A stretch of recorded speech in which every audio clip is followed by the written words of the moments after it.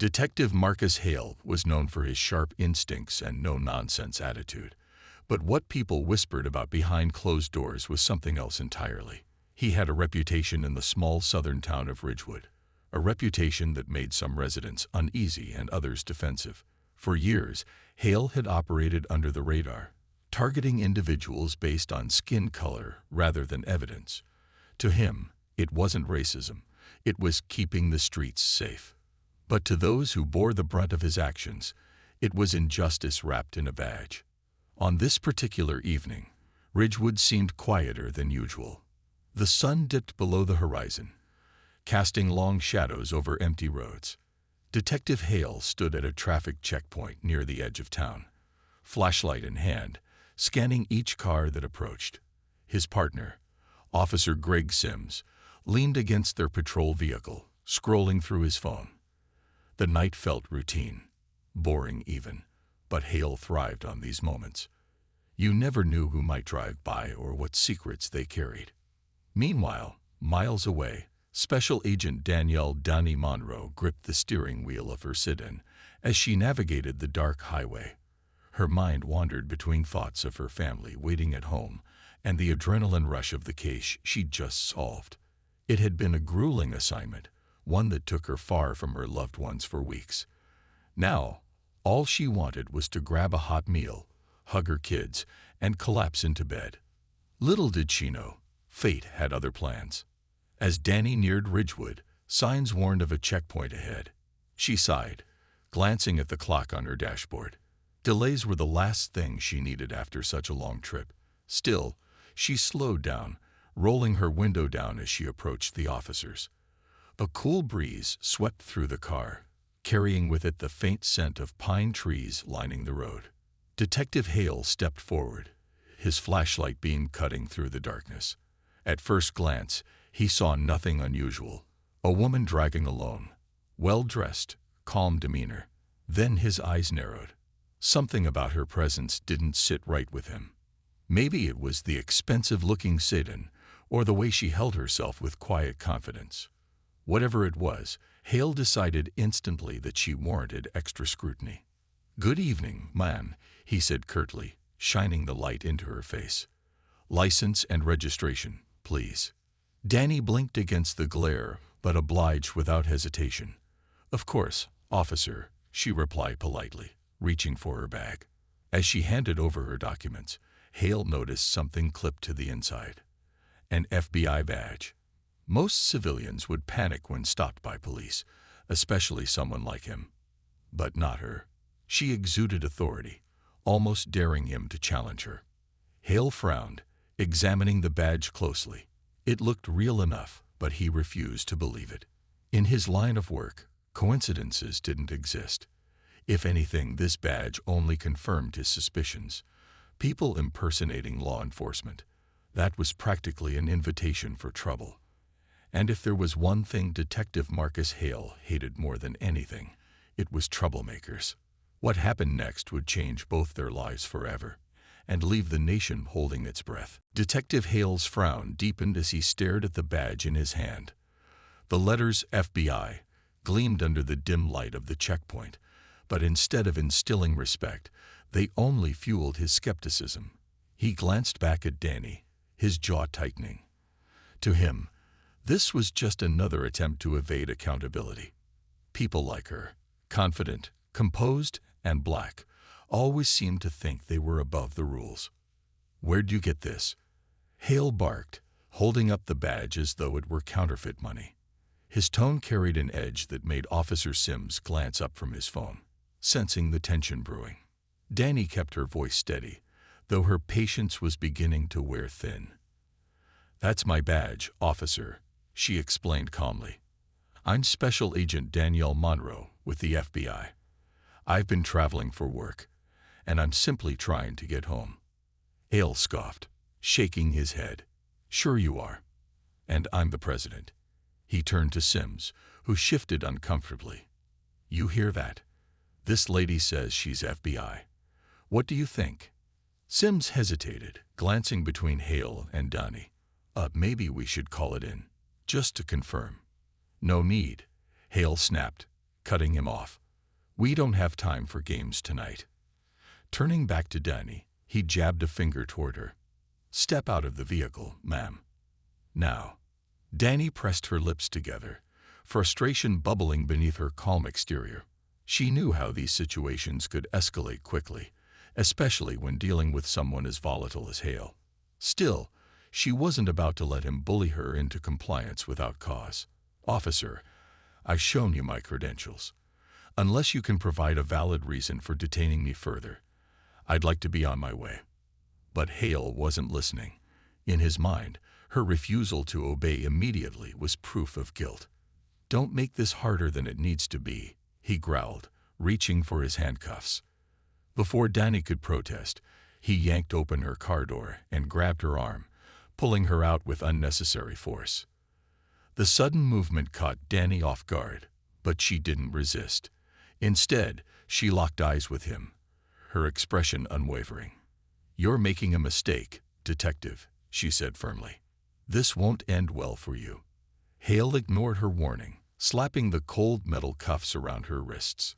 "Save it for the station," he muttered, shoving her toward the squad car. The sound of the door slamming echoed through the quiet night, punctuating the absurdity of the moment. As Danny sat in the back seat, her thoughts raced. She couldn't believe this was happening, not after everything she'd accomplished in her career. How could someone so blinded by prejudice hold so much power? Yet, even in this humiliating situation, she refused to let anger consume her. There would be time for that later. For now, she needed to stay focused. Back at the checkpoint, Officer Sims watched silently as Hale returned to the driver's seat. "You sure about this, Marcus?" he asked cautiously. "If she really is FBI." "She's not," Hale interrupted sharply, starting the engine. "And even if she is, she'll learn real quick that no one gets special treatment around here." As the patrol car pulled away, Danny stared out the window, her reflection staring back at her. Ridgewood looked eerily peaceful under the moonlight, a stark contrast to the storm brewing inside her. She had faced countless challenges in her life, but this felt different. This wasn't just personal, it was systemic. And as the miles rolled by, a plan began to form in her mind. Whatever happened next, one thing was certain. Detective Marcus Hale had no idea what he was up against. The inside of the Ridgewood police station was exactly what Danny expected. Dimly lit, worn-down furniture, and a faint smell of stale coffee lingering in the air. She sat on a hard plastic chair in the corner of the booking area, her hands still cuffed behind her back. Officers bustled around, some glancing at her curiously, while others ignored her completely. Detective Hale stood nearby, flipping through paperwork as if nothing unusual had happened. To him, this was just another night on the job. Danny took deep breaths, focusing on keeping her emotions in check. Anger wouldn't help her now. It would only give Hale the satisfaction of seeing her lose control. Instead, she observed everything. The way officers spoke to each other, the dismissive looks they gave civilians waiting in line, the subtle nods exchanged when certain names were mentioned. Every detail mattered. If there was one thing Danny had learned during her years with the FBI, it was that patterns reveal truths. And this place reeked of them. After nearly an hour of silence, Danny finally broke it. "I'd like to make a phone call," she said firmly, addressing no one in particular, but loud enough for everyone to hear. When no one responded, she raised her voice slightly. "It's my right under the law." Hale turned slowly, his expression unreadable. "You'll get your chance," he replied curtly before returning to his papers. But Danny wasn't fooled. His refusal wasn't about procedure. It was about power. He wanted her to feel small, insignificant, powerless. What he didn't realize was that every second he delayed justice, he handed her more ammunition. As time dragged on, Danny used the opportunity to study the precinct further. She noticed how files were stacked haphazardly on desks, some marked with sticky notes bearing cryptic phrases like "closed case" or "no leads." One officer muttered something about another bogus complaint, rolling his eyes as he tossed a folder onto a pile. It all felt off, almost rehearsed. Danny began piecing together a picture of a department operating not just with bias, but with deliberate negligence. Her thoughts were interrupted when Hale finally approached her again. "All right, Agent Monroe, or whoever you are. We're going to ask you a few questions." He smirked, clearly enjoying himself. "Maybe then we can figure out who you really work for." Danny met his gaze without flinching. "Ask whatever you want, detective. But remember this, every action has consequences. Yours will too." Hale chuckled dryly, motioning for her to follow him into an interrogation room. As the door clicked shut behind them, Danny surveyed the space. A single bulb hung from the ceiling, casting harsh shadows across the table. The walls were bare except for a faded poster reminding officers to uphold integrity. The irony wasn't lost on her. For the next hour, Hale peppered her with questions designed to trip her up. Where was her field office? Who was her supervisor? Could she recite specific details about recent cases? Danny answered calmly, sticking to facts that couldn't be disputed. Each response seemed to frustrate Hale more, his confidence wavering ever so slightly. Still, he pressed on, convinced that eventually she'd slip. But Danny didn't break. Instead, she listened intently to his tone, his choice of words, the thinly veiled hostility beneath his questions. She memorized names, dates, and inconsistencies in his stories. By the end of the session, she knew two things for certain. First, Hale's prejudice ran deeper than she'd initially thought. Second, this wasn't an isolated incident. This station operated like a machine built on fear and favoritism. When the questioning ended, Hale stormed out of the room, leaving Danny alone once again. She leaned back in her chair, letting out a slow exhale. Her body ached from sitting upright for so long, and her wrists burned where the cuffs dug into her skin. Yet, despite the discomfort, a spark of determination ignited within her. She might be trapped here for now, but she wasn't defeated. Far from it. Detective Marcus Hale had underestimated her.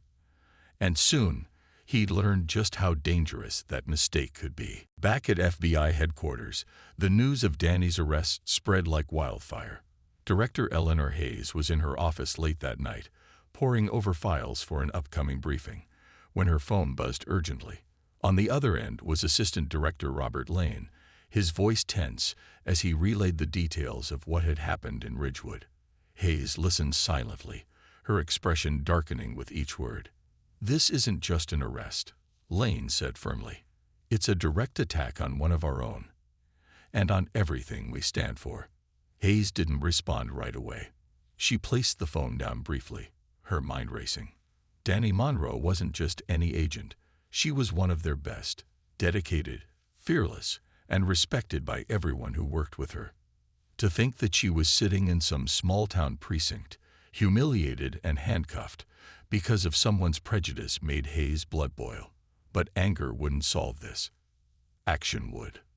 "Get me everything you can on Ridgewood PD," Hayes instructed sharply, picking up the phone again. "Personnel records, recent cases, complaints filed against officers. I want it all on my desk within the hour. And get legal on standby. We're going to need them." As Lane scrambled to carry out her orders, Hayes dialed Danny's husband, Michael Monroe. She knew he'd already heard about the arrest. The story was starting to make waves online, but she wanted to assure him personally that they were handling it. When Michael answered, his voice was tight with worry, but laced with determination. "They think they can silence her," Michael said bitterly. "But they have no idea who they're dealing with." Hayes agreed. "We'll get her out, Michael. But there's something bigger here. A chance to expose what's really going on in that department. Are you ready to fight?" Michael didn't hesitate. "Whatever it takes." Meanwhile, outside the official channels, word of Danny's arrest reached civil rights activists and journalists. Social media lit up with hashtags like #JusticeForDanny and #EndPaulicibias. Supporters rallied around her, sharing stories of similar incidents involving racial profiling and police misconduct. The outrage grew louder, putting pressure on local authorities to act. Protesters began gathering outside the Ridgewood police station, holding signs and chanting slogans demanding accountability. Inside the station, Danny could hear the distant murmur of voices through the walls. At first, she thought it might be her imagination, but soon the noise became undeniable. She smiled faintly, knowing exactly what it meant. Her colleagues, her family, and strangers who believed in justice were standing up for her. For the first time since her arrest, she felt a glimmer of hope. Detective Hale, however, was far from pleased.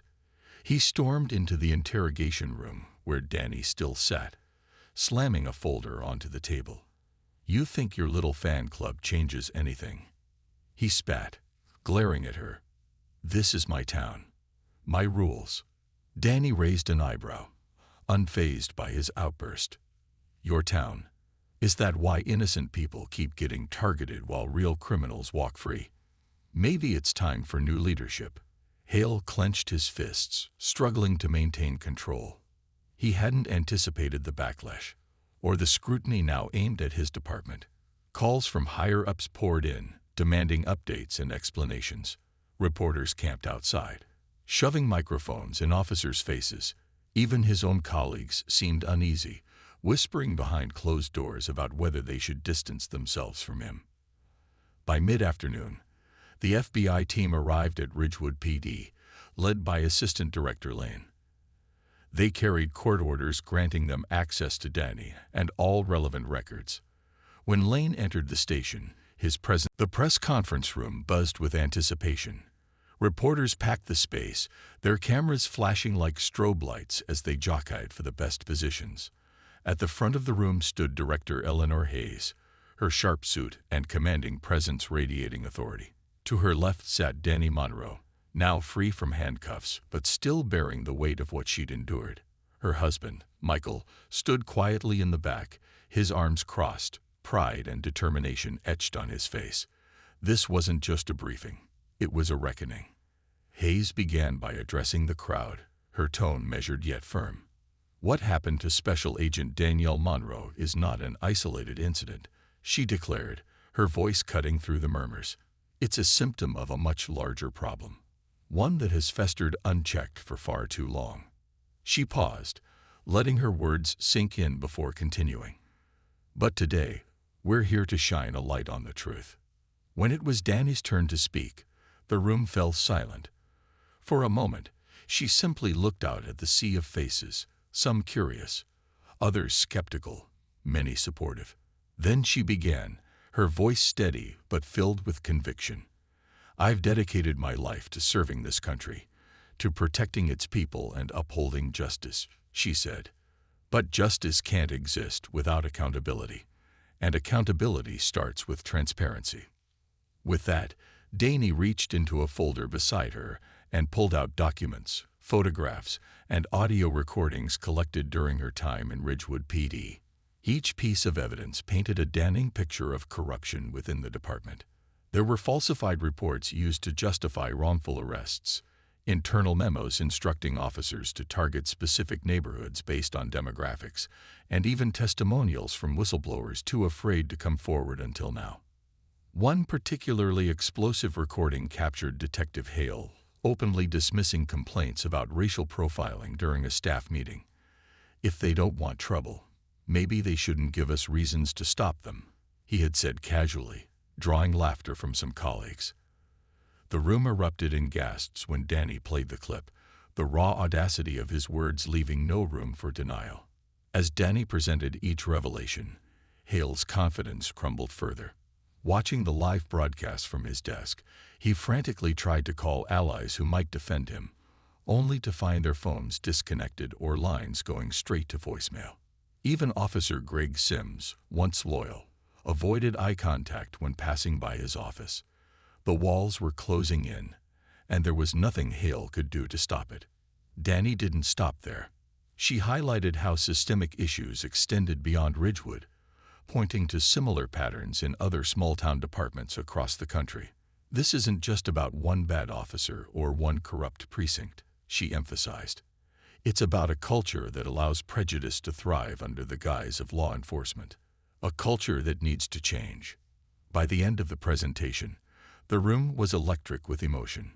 Some reporters scribbled furiously in notebooks, while others whispered urgently into their microphones for breaking updates. Social media exploded with reactions, hashtags like #ExposeTheTruth, trending worldwide. Protesters outside cheered, holding signs that read, "Justice starts now," and "No more cover-ups." For Donnie, the victory wasn't personal, it was collective. Every name cleared, every policy change, every community empowered mattered more than anything else. As she stepped away from the podium, applause broke out, echoing through the room like thunder. But amidst the cheers, Danny remained focused. This was just the beginning. The real work lay ahead, dismantling the systems that allowed such injustices to persist in the first place. Detective Marcus Hale, meanwhile, sat alone in his office, staring blankly at the screen showing Danny's face. His hands trembled as he realized the full extent of what he'd unleashed, not just against himself, but against an entire institution teetering on the brink of collapse. The fallout from Danny's press conference was swift and merciless. Within hours, the evidence she had presented went viral, sparking outrage across the nation. News outlets dissected every detail, replaying the audio clips and showcasing the documents that exposed Detective Marcus Hale and his department's corruption. Social media became a battleground of opinions, but one sentiment dominated: justice must be served. In Ridgewood, protesters grew in numbers, spilling onto the streets surrounding the police station. Chants of "no justice, no peace" echoed through the air as families, activists, and allies held signs demanding accountability. Local businesses displayed posters in their windows supporting Danny, while community leaders called for immediate reforms. The once quiet town was now ground zero for a movement that resonated far beyond its borders. Detective Hale, however, refused to back down, at least not publicly. In a desperate attempt to salvage his reputation, he held his own impromptu press appearance outside the precinct. Flanked by a few remaining loyal officers, he spoke with forced confidence, accusing Danny of orchestrating a smear campaign. "She's using her badge to deflect attention from her own misconduct," he claimed, his voice trembling despite his bravado. "This is about power, not truth." But the crowd wasn't buying it. Boos erupted from the gathered protesters, drowning out his words. Someone shouted, "Show us the receipts, Hale." Another yelled, "Resign." His face reddened as cameras captured the chaos, broadcasting his unraveling lift to millions. It was clear his defiance only dug him deeper into a hole of his own making. Behind closed doors, pressure mounted on Hale and the Ridgewood Police Department. State officials launched an independent investigation, sending teams of auditors and legal experts to comb through records. Higher-ranking law enforcement agencies issued statements condemning the misconduct and pledging support for systemic reform. Meanwhile, federal prosecutors began building criminal cases against Hale and several other officers implicated in the scandal. For Donnie, the whirlwind of attention was overwhelming but validating. Messages poured in from colleagues, strangers, and even former victims of police bias thanking her for standing up. Yet, she remained grounded, knowing the fight was far from over. She spent long hours collaborating with Director Hayes and her team, strategizing ways to turn public momentum into lasting change. Together, they drafted proposals for nationwide training programs aimed at addressing implicit bias and improving accountability within law enforcement. Michael Monroe also played a crucial role, leveraging his expertise as a civil rights attorney to file lawsuits against Ridgewood PD on behalf of affected individuals. He appeared on talk shows and podcasts, amplifying Danny's message and urging citizens to stay engaged.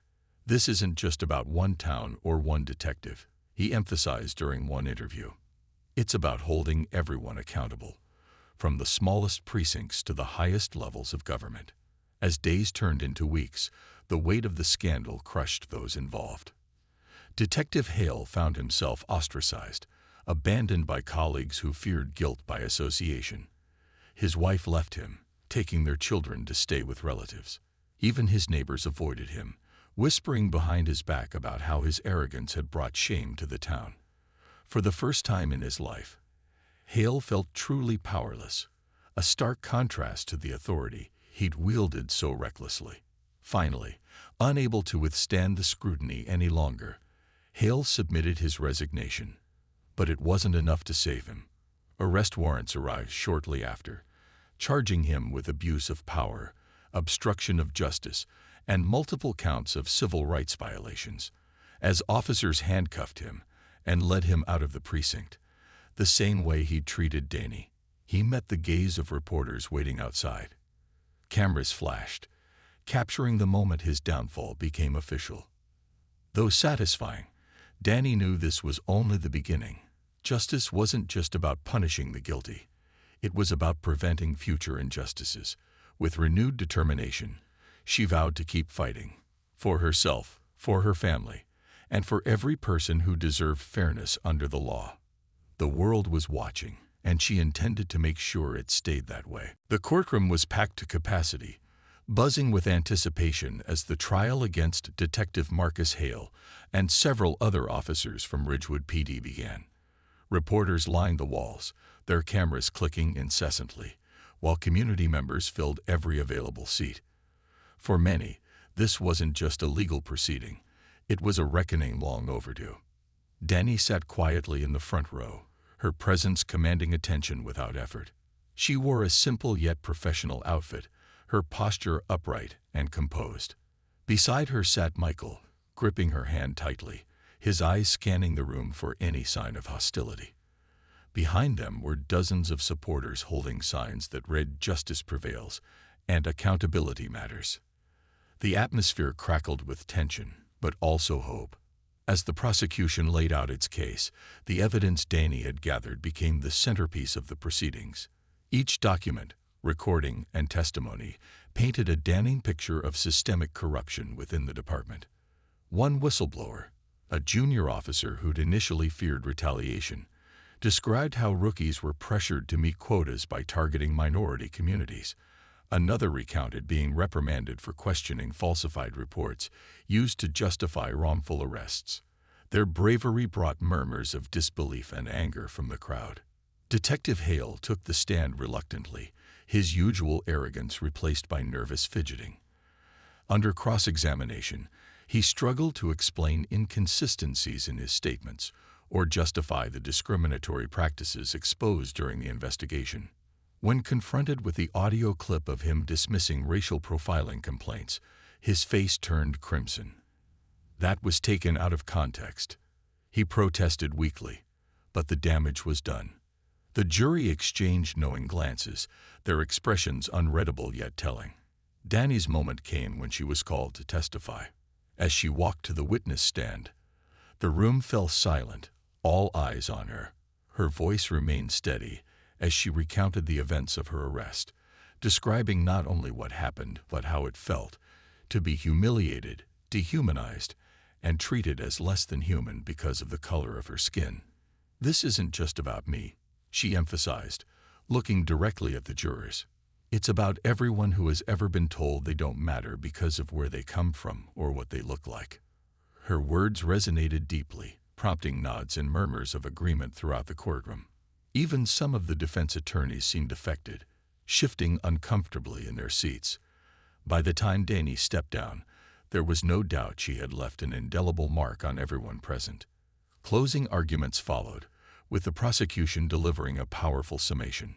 "Ladies and gentlemen of the jury," the lead prosecutor said, pacing slowly before them, "this case is about more than one bad officer or one corrupt department.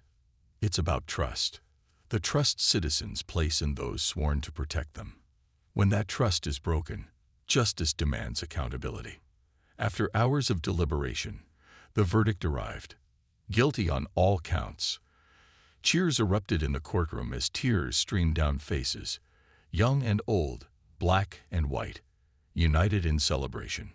Outside, protesters cheered louder than ever, chanting Danny's name alongside calls for systemic reform. Detectives Hale and his co-defendants were led away in handcuffs, their careers and reputations obliterated. But Danny didn't linger in the spotlight. Instead, she addressed the media briefly afterward, thanking her supporters and urging continued vigilance. "This victory belongs to all of us," she said, her voice strong yet gentle. "But our work doesn't end here. We must keep pushing for change, not just in Ridgewood, but everywhere."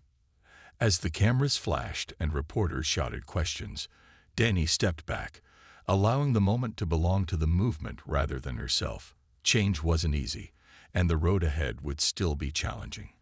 But for now, justice had spoken, and the world was listening. In the weeks following the trial, Ridgewood underwent a transformation that no one could have predicted. The once complacent town became a symbol of hope and resilience as residents banded together to demand meaningful reforms. Local leaders, many of whom had previously turned a blind eye to complaints about police misconduct, found themselves under intense scrutiny. They responded by implementing sweeping changes: body cameras for all officers, mandatory bias training programs, and an independent oversight board to review citizen grievances. It wasn't perfect, but it was progress. For Danny Monroe, life slowly returned to normal, or at least as close to normal as it could be after such a public ordeal.